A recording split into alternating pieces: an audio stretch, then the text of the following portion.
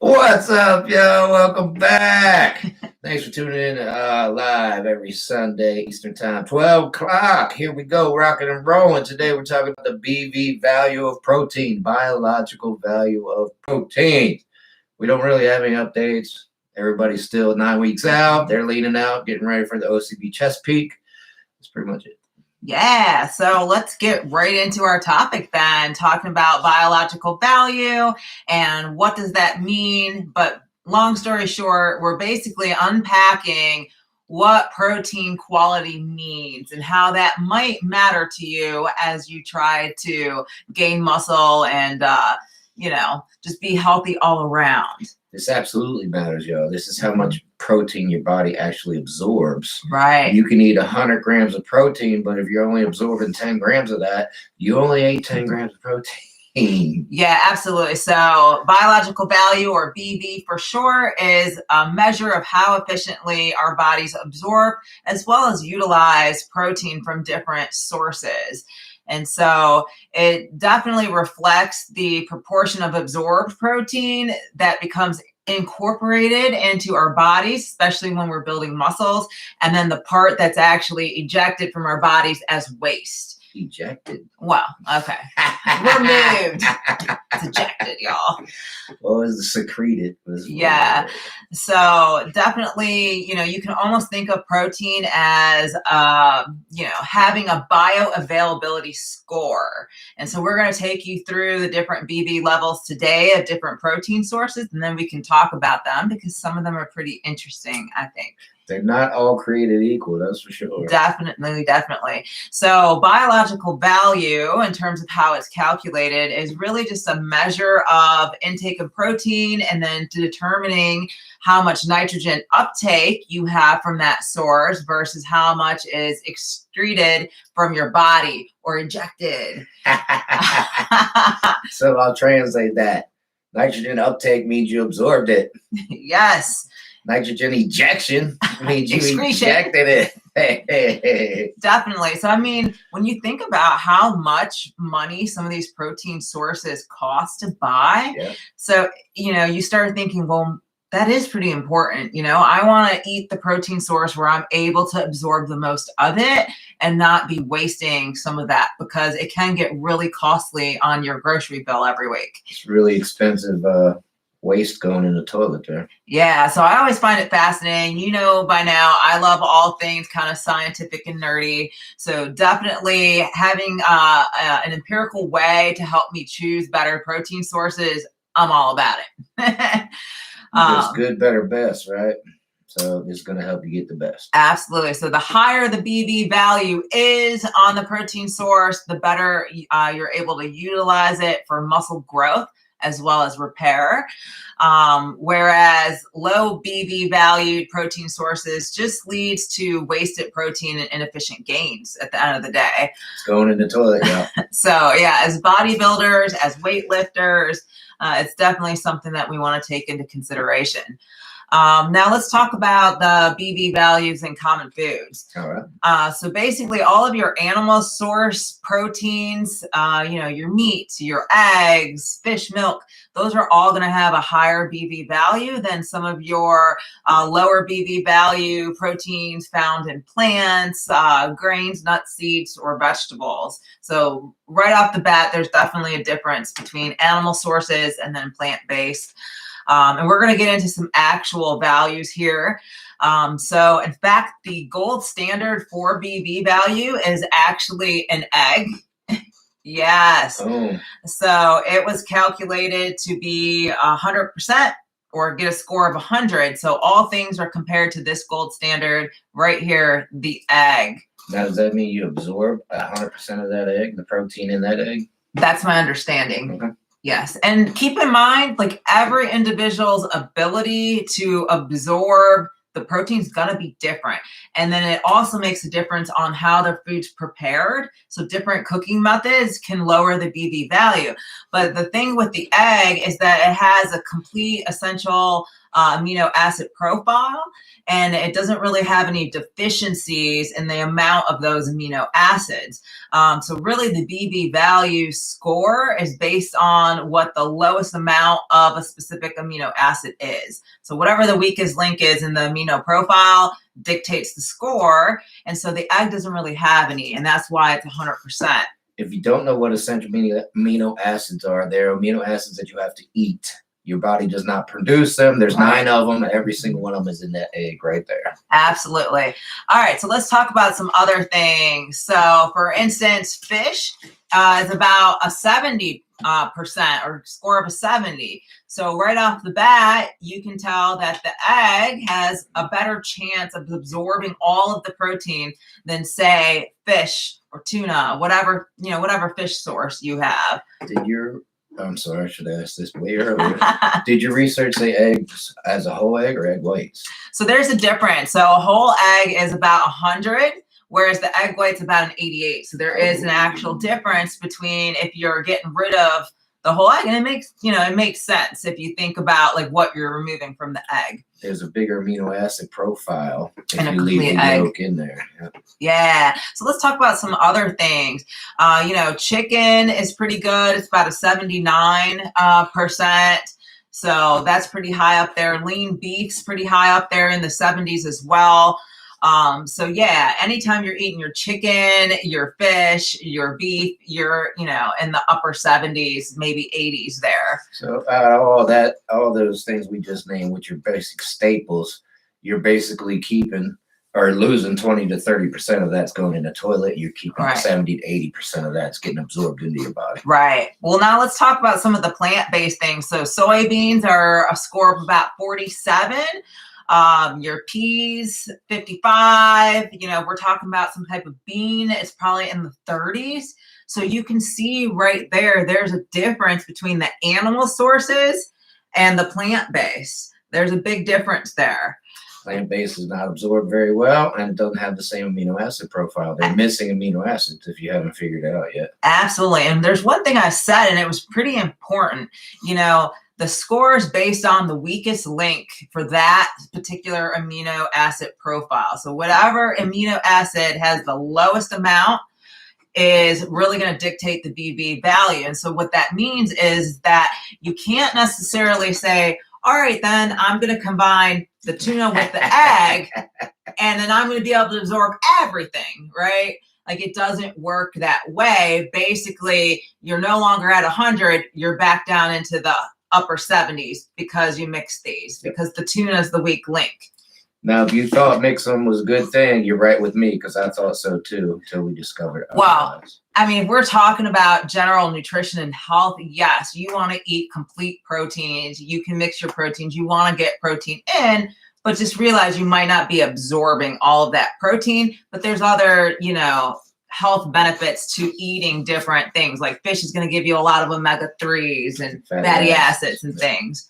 All right, we got a comment from Commando Slayer. From personal experience, if you're going to drink protein powder, drink plenty of water or else it will harm you. I'm not sure what you mean, Commando. Yeah, elaborate on that. Follow up on that one. What do you mean it'll harm you, brother? All right, so let's talk about whey protein now. I'm glad Commando Slayer kind of opened that door. So how does your, whey isolate or concentrate compare to the gold standard? Well, y'all, there's a new gold standard. It says it right there. It's the gold standard. Gold standard. So whey protein isolate is going to be about 159. Whereas your whey protein concentrate is going to be about 100, 104. And so the reason it's above 100 is it's compared back to the original gold standard, the egg. So anything that has a BV value and has more nitrogen uptake than an egg is going to be over 100, y'all. So yes, whey protein isolate is probably the top one. Yep. And bodybuilders have been preaching this for 20 some years now. Whey protein is the best. Post-workout shakes are the best. The most absorbed, the fastest absorbed, et cetera, et cetera. The most absorbed protein is right here in this jug. Whey protein. Yeah, absolutely. And one thing we were talking about before this video was like, okay, great. How does casein compare to the whey? So it's actually interesting. Casein as a supplement is about 77, so probably equivalent to your steak or your tuna. And when you think about it, it makes sense because it's always advertised as like a slow absorption. Well, not only is it slow absorbing, you're absorbing less of it. And that's probably okay as you sleep. So in fact, casein as a protein source, I actually would consider that a secondary protein source, and it shouldn't really be your primary. Like you should be hitting the whey protein isolate or concentrate as your primary protein source whenever you work out, and then hit the casein later in the day as a secondary source. Well, like we always preach, take it before you go to bed. That's the only time you should be taking it, and you should only take it then because it's slow burning. Absolutely. All right, we got a follow-up from Commando Slayer. Thank you, sir.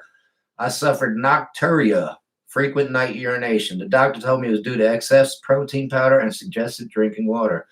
Interesting. That is interesting. I could maybe see that. I could see that. I've never heard of that. And I have the same issue. I just assume I drank too much water before bed. Lay off the meats, James. So I'm curious. Did drinking more water help you pee less? I'm confused a little bit here, Commando. Please follow up. This is interesting. I've never heard of it. That is drinking more water would be like. So a high protein concentration would make you urinate more. Interesting. Yeah, I don't know. Follow up if you can, Commando. We're still confused, brother. Definitely. All right, so let's talk maybe about some practical applications and takeaways from this. How can you actually apply this knowledge? One thing for me, like just doing the research, it was pretty eye-opening. Like we always knew not all proteins were created equal there, especially the animal versus the plant-based, but just seeing the wild variation in the animal-based sources, like I would have thought that your whey protein was almost as good as eating like, a steak minus like the quick absorbing versus a little slower. Like I didn't realize I'm actually absorbing less protein when I'm eating like actual food. Yeah. I mean, it kind of makes sense. The whey protein is already broken down, so you can absorb more of it easier. So it kind of does make sense. Right. Absolutely. And BV is not the only factor that matters when it comes to making muscle or getting gains, right? There's way more to it, but it's certainly a piece to the puzzle and makes you think. It makes you really think. Like if you're just getting back from the gym, should you have the eggs with a protein shake with a slide of sausage, or should you just say, hey, you know what, I'm going to do the whey and move on and maybe save that for a breakfast or another meal? Yeah, I mean, we've said it. We've gone over it a few times. There's different proteins, different times of the day, and they're better to take at different times of the day. Whey protein after you work out, casein before you go to bed, and then I would do whole foods the rest of the day if you can. Absolutely, yeah, definitely. All right, y'all. And remember, when we're live, you can ask us any questions or things that you want. We are here for you. It doesn't matter if we have a topic or not. We absolutely love engaging with our subscribers and fans. And Commando Slayer, this might be next week's topic because I got to go take a look into this now. You might have dropped off and didn't hear. We're a little confused. Drinking excess protein powder we never heard would make you pee through the night. And we're also confused about drinking water would make you pee less through the night. Right. So if you're still on, follow up with that if you would, please, sir, because you got us doing circles right now. Yeah, that's a good one. Definitely good question, and it's something we never heard of. So definitely a good subject as well. All right. Well, if you by chance joined us late in it, we are talking about the biological value of protein, which is basically how much of it your body actually absorbs. So we talked about the egg being the gold standard, 100% of BV value as compared to your other meat sources, tuna, steak, chicken, fish. They're in the upper 70s, whereas your whey protein is in the upper 100. So 150 or so for the isolate, 104 or so for the concentrate. So just things to consider when taking your protein. Yep. And we got another question from Michael. Great question. How much protein per meal can the body absorb? This question's been around for years. It has, but you know what? There's some newer research, and it's showing that you can actually absorb a lot more than you thought you could. So the golden standard back in the day was 50 grams. Everybody just assumed if you eat more than 50 grams at one sitting, you're just going to do it out in the toilet, right?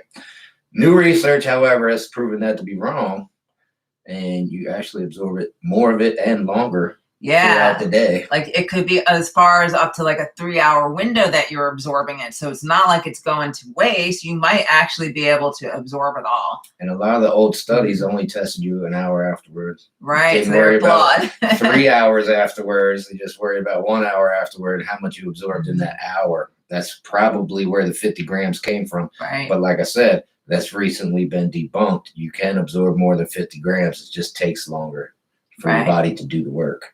Absolutely. That's a great question, Michael. I appreciate that one. This goes with a lot of intermittent fasting. You know, people say, I'm not going to get my protein in, or I'm not going to absorb my protein, only eating one meal a day. And God bless you. If you're only eating one meal and you're eating 250 grams of protein and all your carbs and all your fat in that meal, God bless you. Good on you, because I can't do that. Well, the good thing is they're probably doing a lot of protein shakes, which has a high BV value. So at least they're absorbing a lot of that protein that they're eating. Right. And this is the argument for intermittent fasting is, hey, I'm absorbing it for 3, 4, 5, even 6 hours after I eat it. I'm not even fasting for as long as I thought I was fasting for. And you go back to caveman days. You would eat once every 3 days, maybe. You'd eat it when you got a kill. And then you would eat as much as you can as of that kill, because you don't know when you're going to get another kill, right? I mean, all that's out the window now. We just go to the grocery store. But back in the day, that's how our bodies evolved. That's how our digestive system evolved. So it does kind of make sense. 50 grams is what you're going to absorb in an hour, but you keep absorbing as time goes on throughout the day. And this is all new. So great question, Michael. This is new studies that are coming up, and it might be a future subject for our live, because that's another good one. Good question, and it's been around forever, man. It's like I said, the standard back in the 90s till pretty recently was 50 grams, but that's kind of been debunked. Absolutely. What else you got, Mom? I don't have anything else. I think that's it. It's pretty enlightening. I'm going to go ahead and hit that protein shake after this. But no, I mean, it's all great tips, right? So pay attention to what protein source you're eating. Pay attention to what time of day you're eating it. Pay attention to how you're combining your proteins, and maybe ask yourself why you're combining different protein sources. So just more to think about anyway. Sure. And if you're a bodybuilder, you've been doing your research, you know the egg has been around forever, and it's been recommended #1 forever. All right. I love eggs. I eat them all the time, but a lot of people shun eggs for whatever reason, but they are #1. They've been #1 for bodybuilding for a whole long time. Yeah, the gold standard, but our gold standard, the one that James and I like for protein source, is definitely this Optimum Nutrition Gold Standard Whey. And so if you'd like to try that, we'll put a link in the description for you for Amazon, and you can click on that and take a look. But it's an all-around great protein source, lots of BCAAs in it. Tastes great, so no complaints there with that one. Yeah, and it's my favorite protein. I've tried just about every protein there is. I've been doing this for 26 years, y'all. I've done just about every protein there is, and you can't beat the taste, the mixture, the quality. It is 100% gold standard, the best, and you're absorbing the most out of it. So yeah, and I would love to hear from you guys what your favorite protein sources are. So definitely drop us a comment, let us know, especially the whey protein. We're always looking to try new supplements and review them and see what we think. So definitely let us know. Yeah, and I have tried several proteins while I'm doing my gold standard here, and they don't make the cut. So just so you know. All right, y'all. Well, thanks for tuning in. I hope you enjoyed today's topic. If you have other ideas for topic, definitely let us know. But we love answering questions for you, so keep them coming. And then we'll see you next week, every Sunday, 12 Eastern. Absolutely. Thank you, Commander Slayer and Michael, for the questions. We're here for y'all. Just a reminder before we say goodbye. Thanks for tuning in. Thanks for the questions. We appreciate each and every one of you. Bye.